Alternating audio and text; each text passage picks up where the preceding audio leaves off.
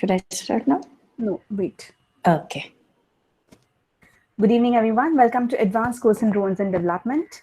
Today's masterclass is with Dr. Lafifa Jamal, who will be presenting about drone safety and ethics. Welcome, Dr. Lafifa. Yeah. Thank you, Dr. Ruchi, for inviting me in such a nice course. And actually, I'm really honored to be here to be a mentor of this course. Okay, so good evening, everyone. As you know, that today's topic is drone safety and ethics. So I will mainly cover the drone safety and ethics part. But before going to the drone safety part, actually, I would like to just go through a recap of your last courses, like the basic drone anatomy and like the different types of drones, what are drones, and how does the name of the drone comes, who regulates drones. And so actually, I would like to hear from you. I would like to listen from you. So anyone can you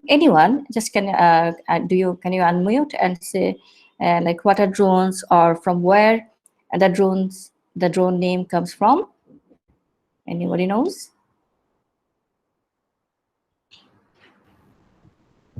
Come on. It should be an interactive class. Yeah, good evening. Drones name, they are usually called drones because of their buzzing sounds. And drone is also known in biology as male honeybee. Okay, yes. So it's come from the name that come from the buzzing sound from the bees. And actually, who regulates the drones? So from where we get the drone regulatory activities, how we should act, what rules and regulations should we actually maintain. So can anyone know? Would anyone answer? So it's a national aviation authority. Actually, each country has their national aviation authority, and they actually have some drone policies, the rules and regulations. What type of drones can we use, for what purpose we can use the drones, what safety measures should we take, what should be the payload, what should be the speed, for in which height we can, what is allowed to fly the drones. So these are actually maintained from the National Aviation or Civil Aviation Authority from each countries. And I think you know the various applications of drones. Just one or two applications. Can you name what are the purposes of using drones other than the recreation activities, just taking pictures or like this? So other than the recreation activities, what are the purposes? We use drone for military purposes, for security purposes, and 3D mapping, and also agriculture, etc. Yeah. That's a great answer. Okay, and for the types of drones, actually, we can like name the types, different types of drones in different categories, like according to size, according to range, according to the abilities. And so actually there are a lot of distinctions in different types of drones. I think you already covered. So I will just show some pictures and just will go through this. So just from these pictures, you see that these are the toy drones. Actually, these are for the recreational purpose. For kids, they use this type of drones. This is actually not costlier. So their price ranges in between $25 to 100, and actually it cannot fly for a long time. So it's 5 minutes to 10 minutes, and actually it cannot take any type of payload. So what's payload? Can anyone answer? What's the payload of a drone? So here we are saying that the toy type drone has the payload 0. Can anyone answer? Hello? Yeah. Payload are used for creating a substance like camera and then images. What are different types? The camera is the most popular type of payloads, but what is payload, or what are the other types of payloads are? Can anyone say? Other than camera? other type of payload in the delivery drones. We can use any any like in agriculture, spraying drones are also available. And payload, the definition of payload can be like anything other than the essential part of the drone which drone can Mm-hmm. carry. It's called, Yeah, it's yeah, known that as we can attach with the drones. Yes, actually. So how much weight actually it can carry? So like these are some drones also. So actually, these are using for different purposes. So they are actually using like a tools, like a tool. And so actually the cost varies. Though we are saying that it's 1,000 to 15,000, but actually nowadays we can have some working drones that can be used for different purposes that are not much. They're less cost than $1,000. Yeah, and it can like flies 18 to 30 minutes, and it can it may have the payloads of 1 to 10 pounds. So in the picture you were seeing that drone that is carrying pizza for you. Yeah, so it can be used. This type of drones can be used for photography or for survey purpose or for the search and rescue and data gathering, package delivery. So during the COVID time, so it also we find that a lot of countries are using drones to deliver medicines, to deliver vaccines, this type of. And some are actually serious type of drones, serious business drones. So these are actually maintained by the government, not for like the any private companies.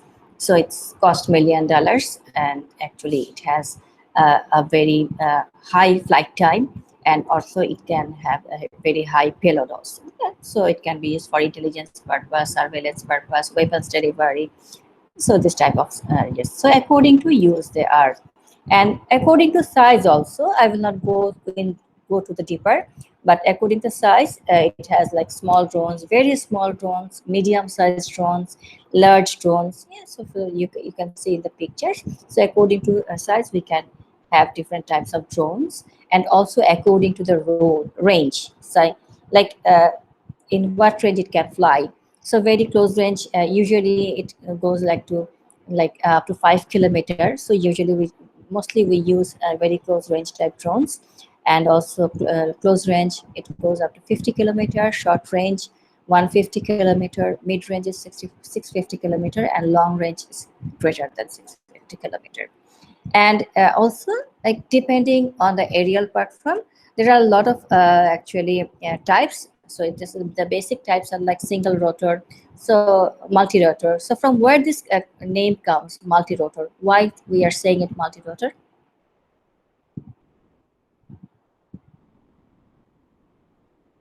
Why it is called multi-rotor? because here more than one of the rotor is present. Okay, and the single rotor, you're saying that they have like just a Single. pair of propellers, yeah. And like for fixed rotate fixed wing, actually it doesn't have any kind of like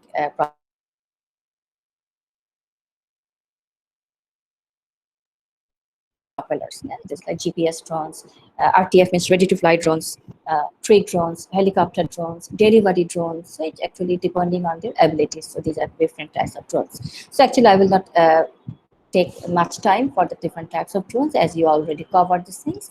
So and now I would like to go to the main part, like the drone safety. Yeah. Okay. So actually, when we say this UAVs, unnamed uh, aerial vehicles, so actually, so who are actually responsible for the flight of these drone? Though don't have any pilot inside the drone. We know that in the aeroplane, the pilots are inside the drones, but actually the drones also have the pilots, but sometimes they're programmed totally, sometimes they are remote controlled, but someone is actually acting like a pilot. So whoever is responsible for this flight is they are called pilots. We also may have the co-pilots also. So actually, if you are flying the drones, you are responsible for the flight, and you need to follow the rules and regulations of the drone instructions. So some rules that are actually defined in the country, it may be may differ from country to country. And also the drone manual, it's generic. So what type of drone you are using, it comes a manual with the drone. So actually you also need to follow the drone instruction manual also.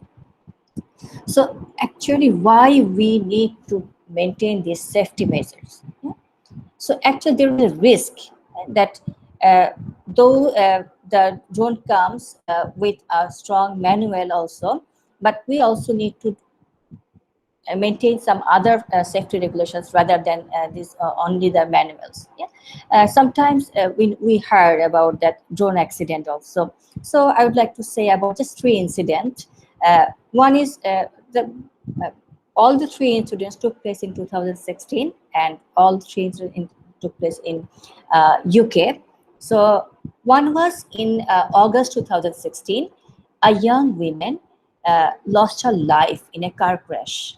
Eh, and how it happens, actually it was reported that there was a drone which was flying just in front of her car, and actually the car crash happened. And second incident, an 18-month-old toddler, actually her eyeball was sliced in half. Can you imagine? Her eyeball was sliced in half by the propeller of a drone. And the third one is like in British Airways passenger jet, one flight, it was hit by a drone before landing at the Heathrow airport.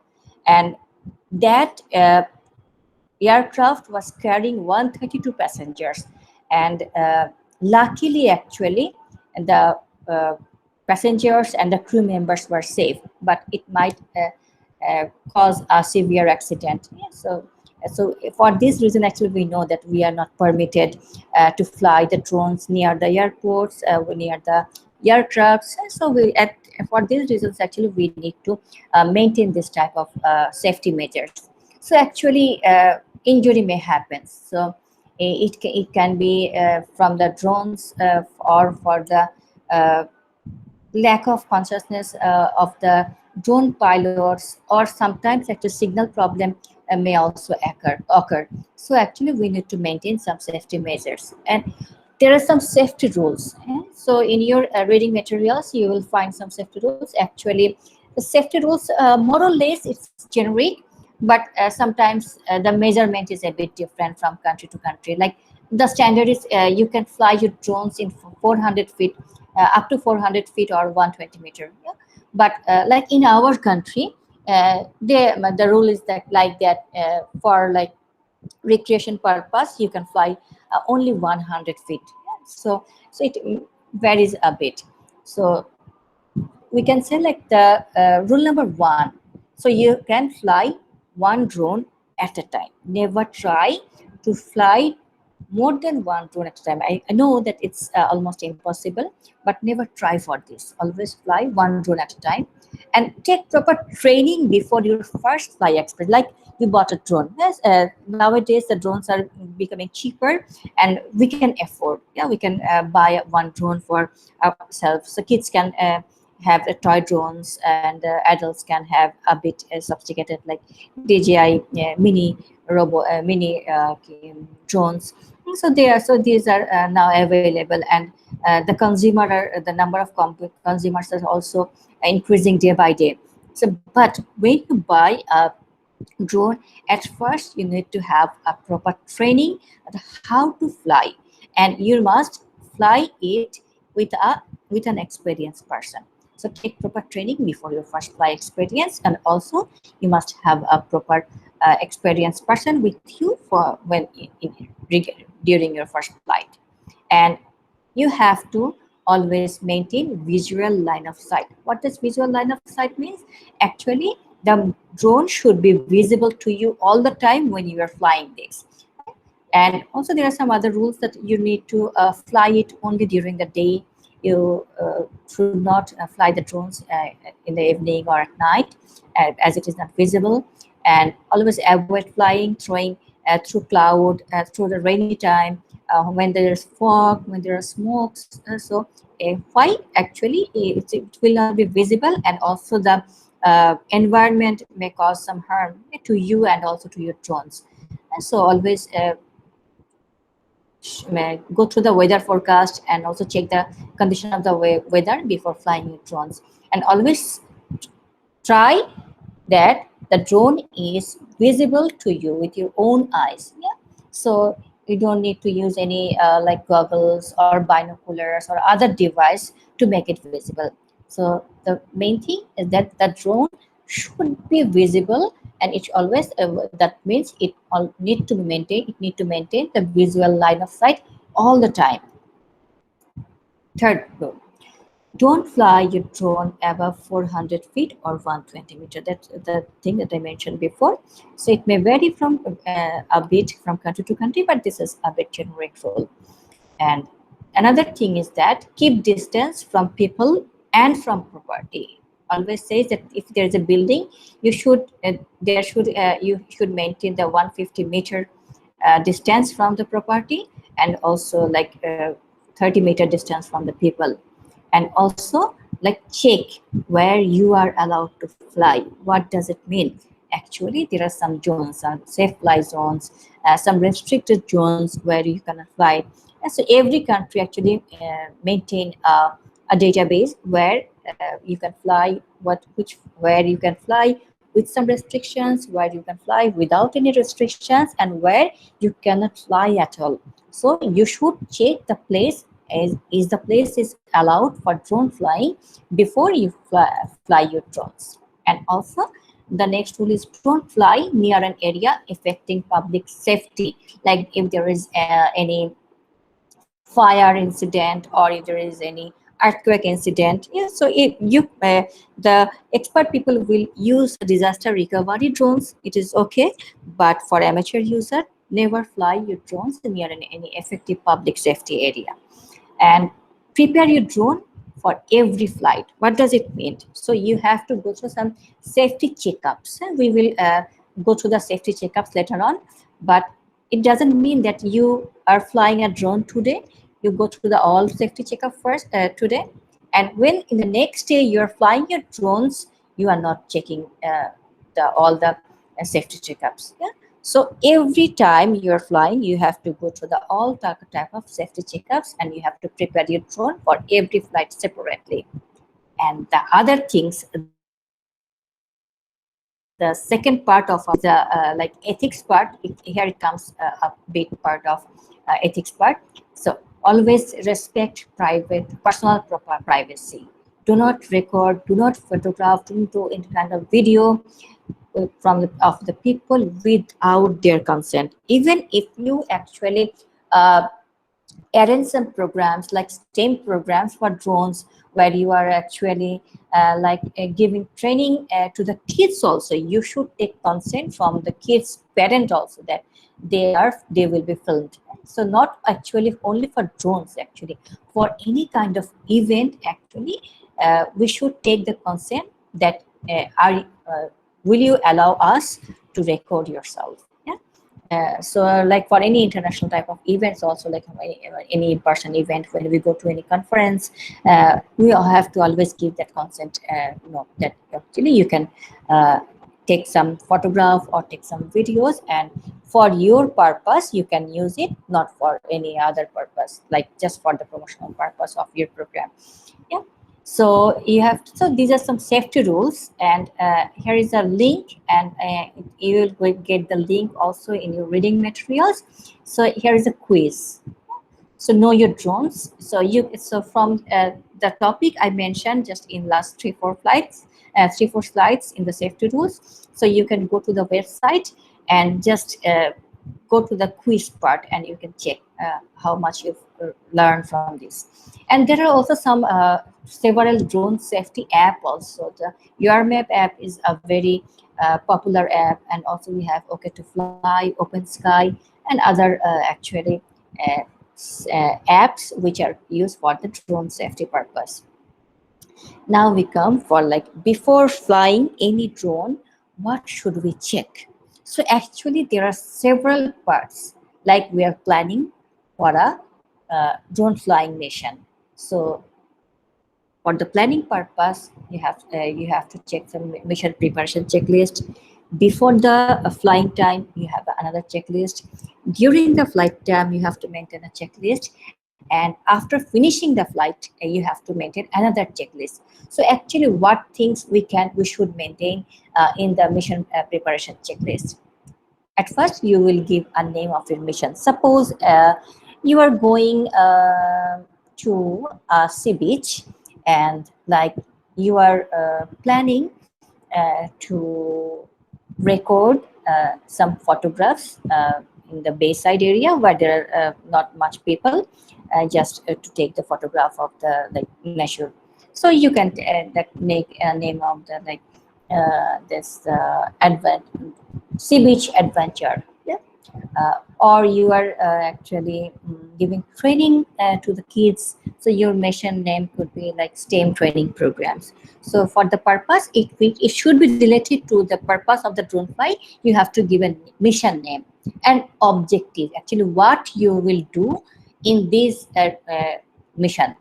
So you have to maintain the objective when. So like suppose tomorrow I am planning for this. So when? So it's 8th June, where suppose in the sea beach area.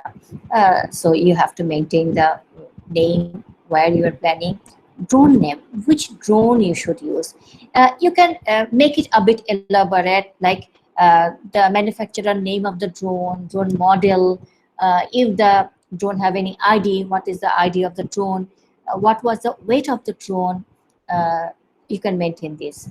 So if you're flying alone, you are the only pilot, so pilot name. And if you have any drone pilot registration number, you can also write down your registration number also. So if you have another person with you who will assist you during your flight, who will act as a co-pilot, so you can maintain the name of the co-pilot. And if there is, like suppose you are 3 members group, you have another observer, so what you can just make also put down his or her name, like observer. So there must have a pilot, there should have there may be another co-pilot, and usually if we are in large group, there may have some observers also. The next thing is weather forecast. You must check what will be the weather in your intended time of the flying.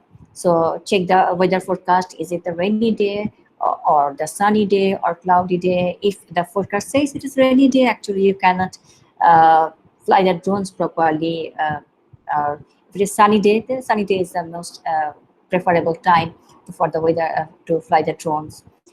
Then the authorization of fly area is, do you have the permission, or it is a green area to fly the drones, or it is a restricted area, or it is a forbidden area. So you have to put down it, like what is the authorization of the area where you are flying your drones. Then what type of flight mode you are using. I am going to the next slide, and then I will back to this slide again. Here actually, if you see the picture, so LOS means line of sight. So in this picture, you see that there are 3 types of line of sight. So first one is VLOS, then the second one is ELOS, and the third is VLOS, VFLOS, sorry, visual line of sight. Yeah. So first is VLOS, is visual line of sight. So if you are the drone pilot, you can always monitor the drone. It's always in your line of sight. Second one is an extended line of sight. You might not see it properly, but your co-pilot or the observer that you have with you, they can see the drone always. It says extended visual line of sight, EVLS. And the third one is beyond visual line of sight. Actually, you cannot see the drone properly. So it's beyond your line of sight. So we always try to maintain the visual line of sight, or at best the extended visual line of sight, but we don't go for the beyond visual line of sight. This is for the expert pilots. Yeah. So you have to write down the which type of flight mode you are planning for your mission. The next is a flight pattern.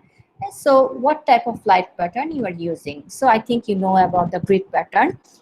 So usually we use a grid pattern for the flying purpose. And also you have to verify your equipment. Yeah. So is the drone okay? Is the battery charged? Are the propellers are in good shape? Is there any bend or any scratch or any problems? The SD card, does the SD card have the enough memory for you to store your video or the pictures? So all the are the softwares are ready for flying, and the pilot equipment, like sometimes we take the visual type of jackets, goggles. So do you have the pilot equipment with you, like also like a landing pad? So we use this type of pilot equipments, and also safety equipment, like the first aid box and other things. The safety equipment, do you have with it all and also the spare battery. As we know that the flight time is not that much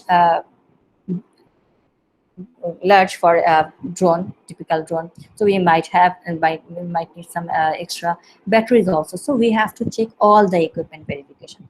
So actually we are planning the mission. So like before one day, or like before 2-3 hours before, we can check all the things, like yes, yeah, after 3 hours I would like to go for a mission. So are we prepared for this? So if you have a document with all these things, so you will just give a tick.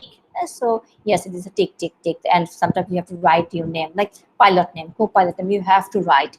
And other things, you will just give the tick, actually, what things are yes or no, or what type, what are the types of the weather, what are your flight mode, what are your flight patterns. So you will just give the tick, and sometimes you have to write some things.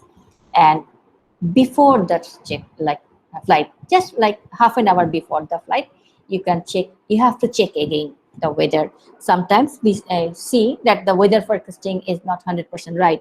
So though when I was preparing for my mission, it was saying that it will be a sunny day, but just half an hour before the flight, I just noticed that there was rain. So we have to check the weather just before 30 minutes before the flight, if the weather condition is okay. And we have to find out the takeoff and landing location. So where from where the drone will take off and it will land. Sometimes we also take some extra landing location for emergency purposes. And before the takeoff, we have to check again the battery, the crucial thing, battery. Did you insert the SD card? You check the space 3 hours back or yesterday, but did you insert it? Okay. So did you remove the camera lens protection?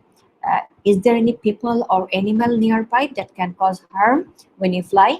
And was there any tall obstacles like buildings or poles or something like that? And do you have the first aid kit with you? So these are some emergency things you need to check just before you're the flight. And during the flight, you have to always monitor your battery power, because it may cause an accident if you don't notice, like the drone is flying above 400 feet, and it's go to the far places, and if you just notice that there are just 1% of charge, you will not get the proper time for the landing, and it will may crash. So you have to always monitor the battery. And if you are doing any kind of photography or video, sometimes during the flight time, you have to check whether it is recording is going on or the photography is going on or not. Yeah. And after finishing the flight, you have to check the drone again. Is it okay condition? Like during the flight, or during the takeoff time, or during the landing time, was there any problem, or was there any scratch or any problem like this? Second, you have to maintain a flight log. So there are a lot of applications, a lot of softwares which can actually store the flight logs. So drone logbooks, we can use some different type of softwares. Some people also maintain some manual logbook also. Whatever you use, you have to maintain a flight logbook. And the third thing is very essential. You have to charge your battery. It takes a long time for the charging. So it takes like 20 minutes to finish, but at least 1 hour to recharge it. So you have to charge your batteries, and if you take the recordings, audio, video, so you have to take the backup of your data. So these are the post-flight checklists. So like this is us just at a glance. These are the steps that I told you.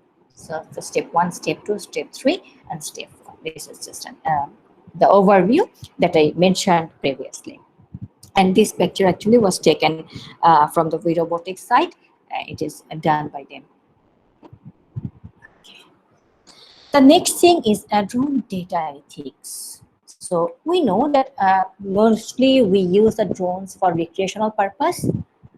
Suppose we are going to a park, and for a hobby we are just flying the drone, or we are doing some photography to take some photographs, and like civilian people or commercial jet drones, and they could be used for other purposes, like for surveillance purpose, to monitor or control the road traffic, for domestic policing, or well, gas, or mineral exploration, and the delivery of goods. There are a lot of applications of drones. So as we are using for different kinds of use, so actually we need to maintain some ethics also. So now we should go to the ethics part. Okay. So before going to the ethics part, I'm just saying some fascinating statistics. I just took it from today from our website, and mostly actually the latest data, and mostly are based on the US data. And so, like uh, in the January 2021 statistics, it is, they are saying that in USA there are registered sub, 17 lakh 82,479 registered drone users, and there may have some drones also that are not registered, but it is the registered number of drones.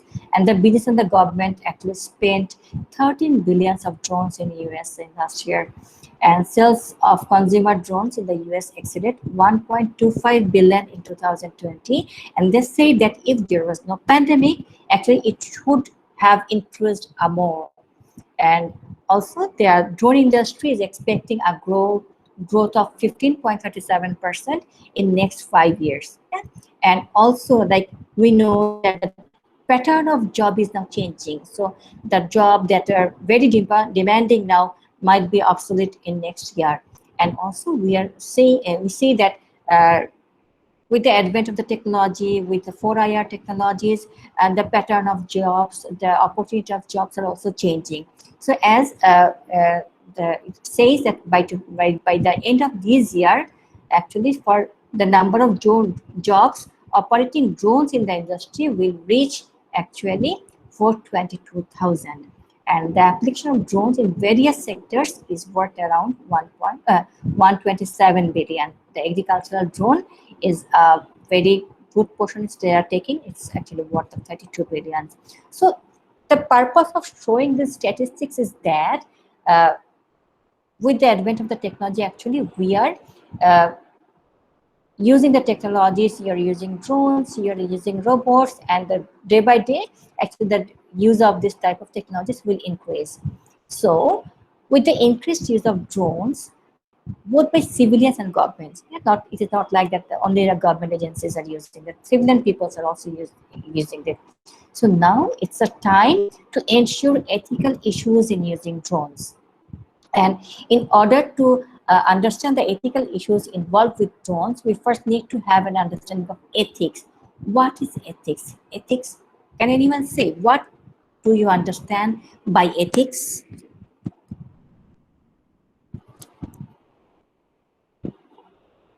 Can anyone help me?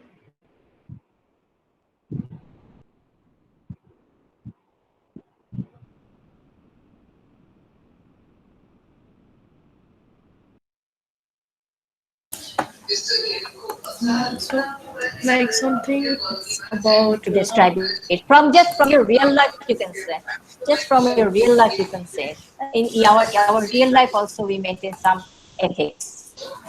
something that you follow or you think that is good. For example, uh, if I'm working and I think that the company sets a rule that okay, you need to get to the office by this amount of time, and everyone follows it with some kind of ethics. Okay. This is actually rules that the company have some rules, but also we have to maintain some privacy issues, and we should not do to any kind of harm. Like for my action, we should not. For my action, we should not do any kind of harm to anyone. This is the just in one word you can say that whenever so whenever you are doing any kind of actions, it should not make harm to anyone and even to you also. And this is just a simple definition of ethics. Yeah, so like from when we come to the drone, so what is the ethics related to drones? So the action of drones actually, who are responsible to fly the drones? I think I should say I am responsible or you are responsible. Who you are or who I am the pilot or you are the pilot who are just flying the drones. So the action of drones is actually only capable of being evaluated based upon the actions of the person who controls the drone. So actual drone is a machine, yeah, it's a device. So it doesn't do anything harmful by itself. So who is controlling the drone actually is in charge of the ethical issues of the drones also. Yeah. So like we can evaluate the actions of a person by controlling the actions of a drone. So like how when you want to evaluate my action, indirectly, if you control the action of the drone, you are actually controlling yourself. Yeah? And the intentions of the person who are controlling directly the actions of a drone and the consequence of the actions which is intended by that person, yeah, control the actions of the drone. Yeah. So you have to evaluate three things: the actions of a person who controlling the actions of a drone. You can evaluate the action of a person. You can evaluate the intention of that person who are controlling the drone, and also the consequence of your actions intended by the person controlling the action of the drone. So it's just a simple word.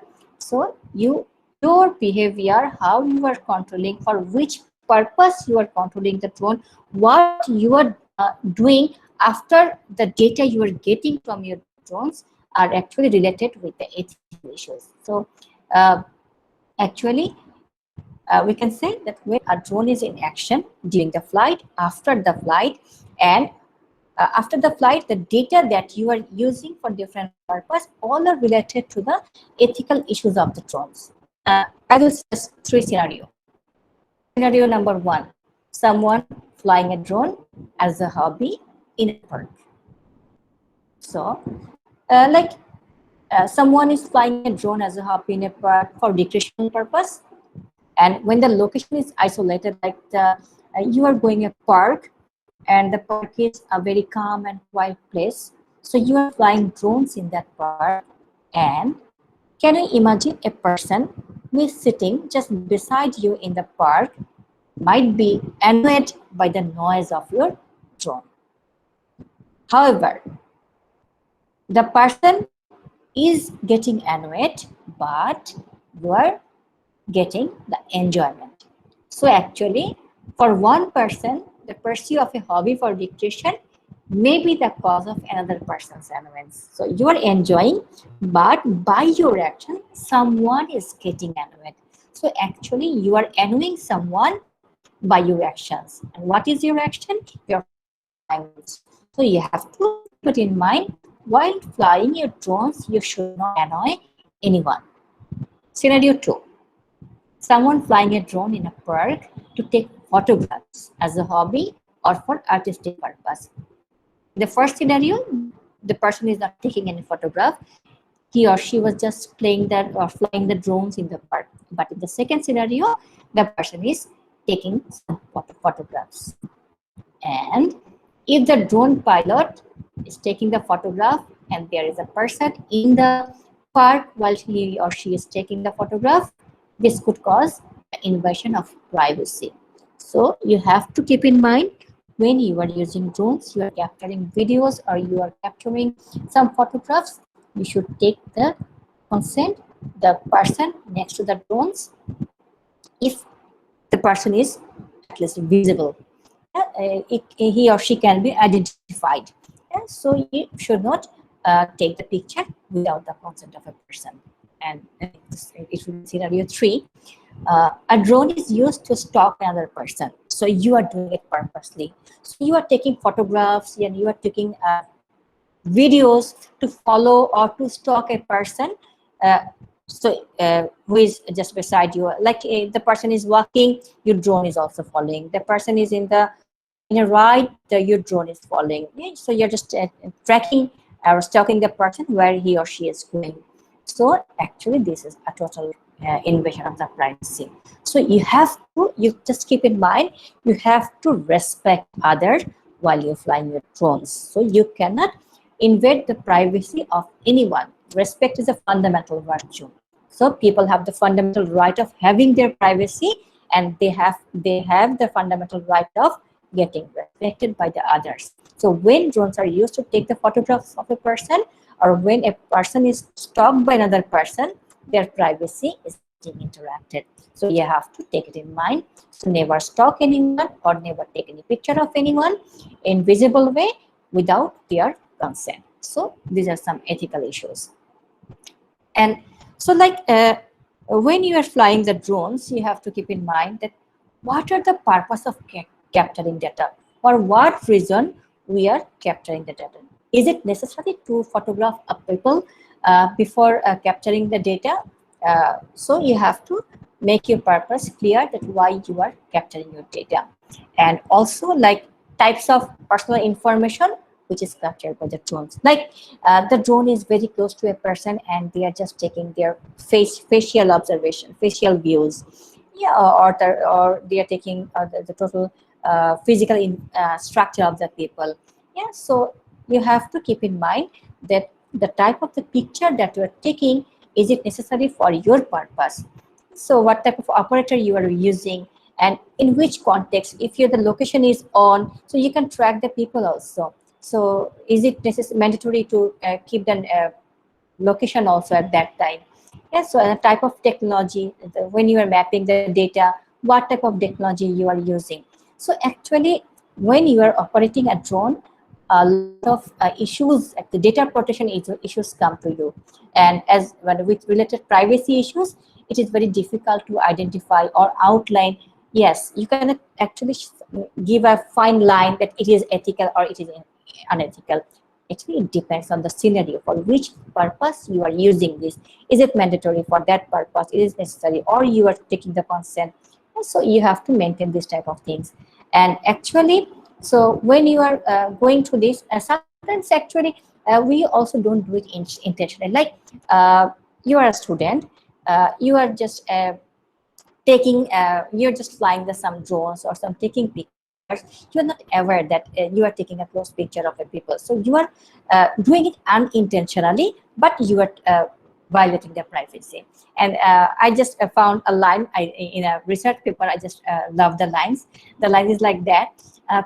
Pilots operating drones at a distance may be infected by a PlayStation mentality. So when you play with a PlayStation, you have a controller in your hand, and also when you fly a drone, you have a controller in your hand. So it says that pilots operating drones at a distance may be infected by a PlayStation mentality.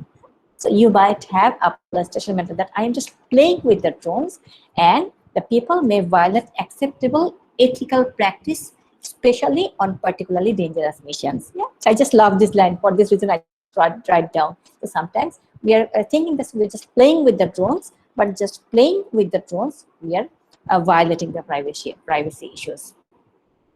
So like I mostly emphasize on the camera part also. So because camera is the most popular payload of drones and most used part of the drone. Yeah? The camera could be photographic camera, or it could be thermal imaging. But we have some other pillars that also collect data. We have the GPS, geolocation equipment. We can have some communication equipment. We can have some environmental sensors that can take the data from our surroundings. It may have like a microphone. It may take the sound from surroundings or other sensors. So you have to keep in mind whatever sensors you are using, whatever equipment you're using, it is capturing the data, and does it violating any kind of issues or any kind of privacy issues. So not always you keep in mind about the picture. So when using other equipment also, you have to keep in mind that you are maintaining the privacy issues. Yeah. And also, like, you are like collecting different type of data. When you're using camera, you are collecting visual or photographic image. When you're using GPS, you are getting the geospatial data. So when you're using environmental sensors, you are using environmental data. And always keep in mind that don't share your data to anyone. Like, you may use it for any kind of purposes, like you are doing some research, you are taking some environmental data, but don't disclose it without any consent to anyone. And also, a survey says that when people deleted the data, they say that the captured data, we are always storing the data, like when first it is in the SD card, and now after the SD card, it is transferred to your device, like your laptop or your mobile phone, or you're in your PC, and they are kept there. Sometimes if they are like out of space, they may delete some data that are not useful, but usually if you don't delete it purposely, it is always with you. So when the data, you have a large amount of data with you, always try to maintain the privacy. Don't disclose it to others, or like don't put it in vulnerable places so that it can be disclosed to any other people. Yes, so you have, and mostly actually we are actually, though we are technology advanced, especially in this time, we are advancing rapidly, but the data protection regulations are not yet actually that much sophisticated. So most people in surveys, the people are saying that actually the data protection regulations are basic or in poor level in most of the country. And the main thing is that people are unaware of this. It is not that they are violating it purposely. Actually, they don't have any idea about the data protection laws. Yeah, so this is the main problem. So you are doing it, but you don't know that it is harmful.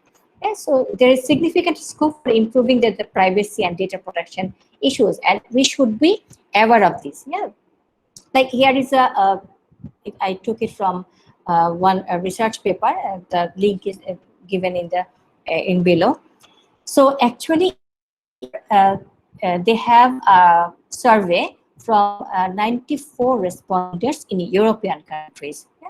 And 94 people, all the people are pilots. They have drones and they fly drones, and they are from 3 different sectors. Some people are from private users, some people are from commercial users, and some people are from the law enforcement. And actually, so when they were asked that what type of measures they are taking regarding the privacy issues, regarding the data protection issues, regarding the ethical issues, we found that if you see the red bars for privacy issues, most unaware people are private users. For data protection use, most unaware people are private users. For ethical use, most unaware users are private users. So the number of private users are getting day by day. So usually for commercial purpose or for the government purpose, they are aware of this, but regular people are totally unaware of the ethical issues. So this is very much alarming. So we need to have some data ethics, data policy regulations to maintain the data security. And like when you see the threats, this is actually covered. Just I maintain, I should mention that the threat, we can make it like in 3 types of threats: physical privacy, location privacy, and behavior privacy. So you understand that physical privacy, it's based on the flying drones over someone's property or at their window level. Yes, like we are flying drones, and it's just behind a open window of a building, and it's just capturing the data from the open window. So this is the physical privacy violating. So this allows attackers to covertly gather image and record video of certain people in possibly inappropriate ways and threatening their personal freedom. And some people have the tendency so to capture the image, to capture the videos without the consent and for ill purpose. So never do these things. And also the location privacy. So as the most of the drones, we have the GPS enabled, so we can track, we can detect people with a drone flying and buzzing them without them knowing that they are under surveillance. They don't know that they are under surveillance, but actually we are tracking the people. So actually we are violating the location privacy and also the behavior privacy, where actually the presence of a flying drone can affect the way people act, the way people react, especially when knowing that they are under surveillance. So as a consequence, it will also limit the liberty, breach the privacy, and restrict their freedom. Suppose you are just walking freely in a place, or like in a beach area, just you are relaxing in the beachside chair. But when you will notice that there is a drone in front of you, actually your behavior will be changes. So these are called your behavior privacy is also violated for the by using drones. So we have to keep it in mind. So the privacy is in different types of privacy, and there are some lot of technical issues. I actually omitted the technical issues as you were just starting the courses, or you may actually fly drones. So the regular things actually I wanted to cover in this area. And another thing is that as I am from the university, a lot of students actually are doing research under our supervision. Like one group of students, they are doing research in my department, like they are capturing, they are just doing the surveillance in the roadside area, and whenever any accident occurs, it captures the image instantly and send the image to the nearest police station, so that the nearest police, the people from the police station can immediately come to the place. Yeah. So actually, in that.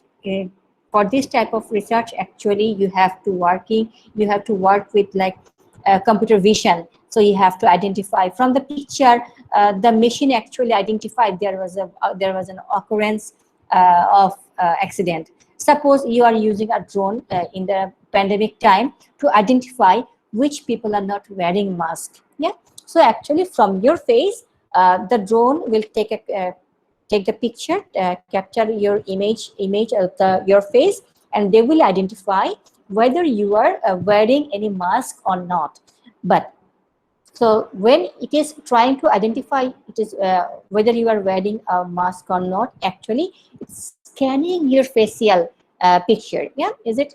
So actually for the research purpose, we might need some sophisticated data, but always keep in mind, like just the example that I was giving, that you have sometimes you are using facial recognition algorithm to identify that people are wearing mask or not, or just to identify one people, is it that person or not. Yeah, so you are using some facial recognition algorithms, vision, AI based systems, so you are capturing the image, but you have to keep in mind you are doing it for research purpose, or you are doing it for the socially good purposes. So when you are taking this information, always keep in mind that don't share it with any person or with any kind of stakeholder. You will do it only for the research purpose. You might need to identify some data, and you have to give the data to nearby police station or any other places, but don't disclose everything, or don't disclose your data. So drones can be equipped with cameras with facial recognition software, but sometimes like when after doing your work, you can blur it, you can mask or blur the faces, so that after your purpose they are not recognizable. They are capturing pictures are not recognizable. Like you are using your drone to identify who are not wearing a mask. So suppose a person is wearing mask, okay, that's it. Or suppose one person is not wearing mask, so you are like giving a warning to him or her that you should uh, wear a mask sometime by facial recognition also. But when you are finished with your purpose, just destroy it. Or if you don't want to destroy their whole data, you can just mask or blur the face, so that if anyone gets the data also, their face is not recognizable. And like other solutions and include encrypting data. Sometimes you know about the encryption algorithm, so we can use the data, and we can put it in encrypted way, so that only authorized person can get the data, the other person is not handle the data. So always do it, don't disclose any kind of data, and always maintain the privacy issues of people. Yeah? So these are the main uh, things. So if you have any question, so you can ask me. I am also putting my email address here. So after the courses also, if any kind of questions come to your mind, so I might not be available with you in video call, but I am always reachable to my email address. So you can just put me a mail for any kind of problems or any kind of sharings. And also if you scan the QR code, you will get my LinkedIn profile. You can also get connected with my LinkedIn in my LinkedIn account also. So if you have any questions, so we can hear from you.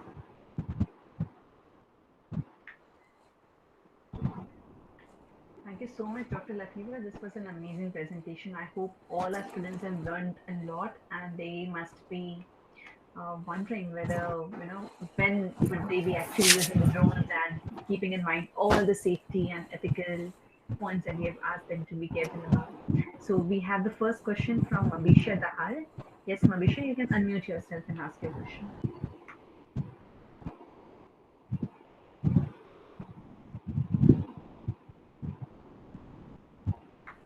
Mabisha?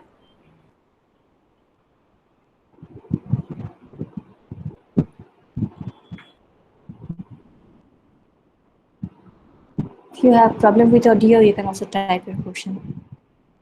Yes, please use the chat box if you want to type in your question.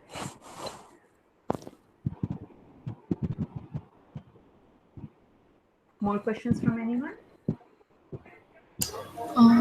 So, Yes, hello, Lafifa. ma'am. Okay, and I had a question like you talked about ethics, so when also a privacy concern, when we are starting any projects on a government level, so we are, for example, I'm starting a project in certain village, right? So before starting it, do we seek consent from all the people living in the villages, or is just from the official level? So, Like actually you should be aware like what purpose you are doing your work, and actually what type of data you are taking from them. Yeah, so if it is very much personal data, so you must have the consent from the people, not from the people of all village people. So the data actually that are identifiable, if the person is identifiable from that data, in that case you should have their consent, otherwise you don't need. I would like to add to that point, Dr. Lafifa, if you allow me. So there are three Yeah, kinds of sure. information that we need to protect. One is person identifiable information. Second is demographic identifiable information.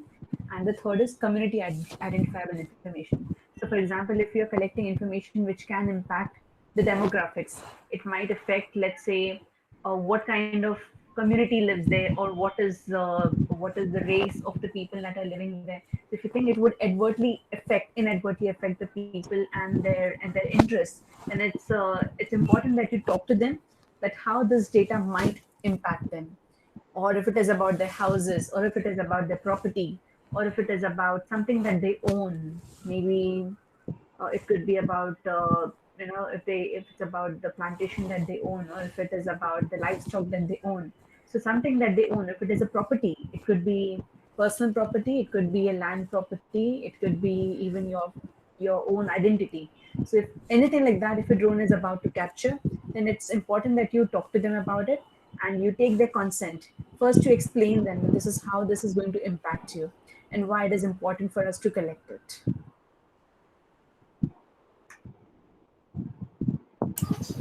Thank you.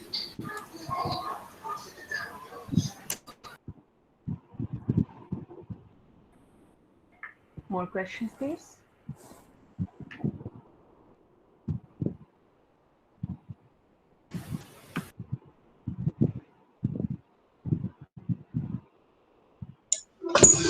Ma'am, I have a question. Yes, Ananya. Sure.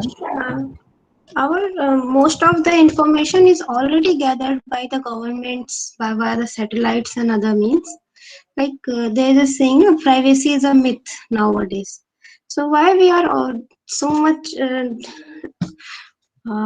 focusing about the privacy when we talk about drone flying drones? It is already our all the Yeah. information is the government has. Government has it, Ananya, you don't have it. So there are rights which government And has over actually, people, and there are rights which you have over people. and it is not only for drones actually, for any kind of research or for any kind of capturing data actually, not only for drones, for other purposes also, like you are using any kind of robot, or like especially in COVID time, yeah, we are sometimes we are using the location tracking data. This is also a private data. Yeah, so whenever you are taking any kind of data from people that are identified, there when they are identifiable, you should take consent from them. So this is not only for drones. And like uh, government might have that, like the government have our social security numbers, and also they have our fingerprints, they have our ID scan, they have all the data, my date of birth and the other data also, but this data is not available to everyone. So you have to keep in mind that government might have some sophisticated data from us, like from our social security database, from our passport database, from our medical database. They might have, but it should not be available to other person. Okay. Yes, ma'am. Thank you, ma'am. And also to add to that point, Ananya, when we are working, it's always advisable to work with the government, even with the drones. So that the primary responsibility, because government is the primary custodian of your data, you have given them the right to own your data or to share your data, at least for whatever is required by the country. But if it goes in the hands of private parties who are collecting the drone data, we never know who exactly is sharing that data and where exactly it's going. So there is no traceability of it. And talking about the data privacy as well, we don't know about the server, where the servers are and who's sharing that server. So somewhere, at least we as humanitarians need to be careful about the data privacy issues, if not everybody else. Okay, ma'am. Thank you.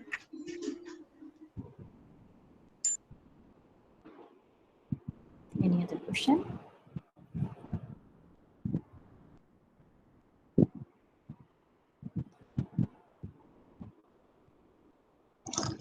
Yes, ma'am. I have a question. Uh, my question is about sometimes like when we are flying a drone, we have a set of plan that we are capturing these datas or a location, but always it is not like goes according to our plans. Like if we sometimes capture anything, any private data that is private of someone's, but we don't have, after capturing the data, we suddenly realize that we captured some private data of someone without their consent. But after capturing the data, we may not have the access or connection to connect with the people. So how can we deal in this kind of cases? Like, for example, if we're tracking a road, public road, there is lots of people going visiting on this road. So after capturing the data, it is not possible to go to those people to ask about like their consent on the data. So in these cases, how we deal with the data? Okay, so when you are like capturing data from wide area, at first try to find is the person is identifiable. So like you are capturing a data from a very upper place, and there you're capturing 10 people, but no people are identifiable. In that case, it is not a problem. But when the person is identifiable, you have to keep in mind for what purpose you are using this data. Are you publishing it to anywhere? So if you are publishing it to anywhere, you should have the consent of that people. In that case, you can omit that picture. As you don't have the consent, you should not publish. Sometimes in Facebook also, like we are in a market, we are taking a picture and we are just uploading the picture. But when I am uploading my picture, 3 or 4 people are just behind me, and actually they are not aware that I am taking the picture of that person also. Sometimes we do that, we just put a sticker or put a face in front of the people, so that when I am uploading my picture, they are not identifiable. Yeah? So you have to keep in mind that you should not publish the identifiable data to any public places without the consent of that person. Thank you, ma'am.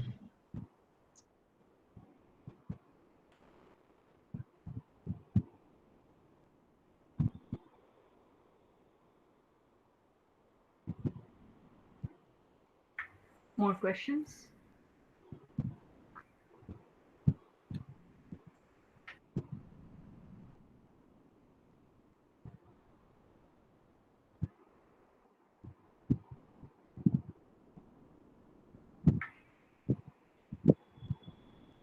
So, ma'am, one question from my side.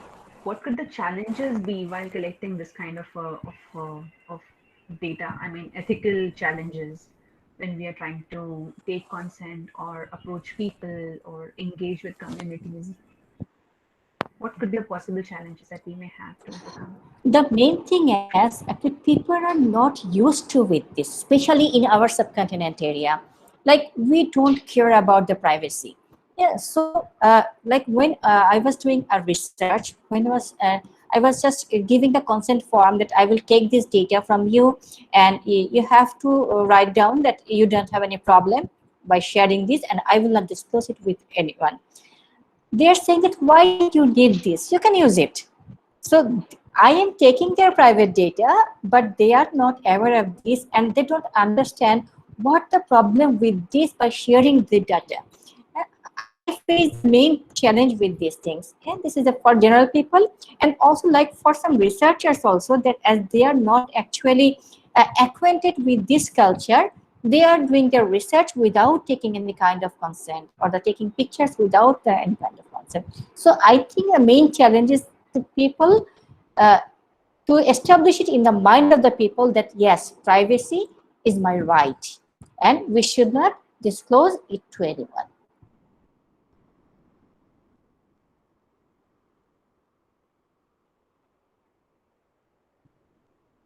You're muted.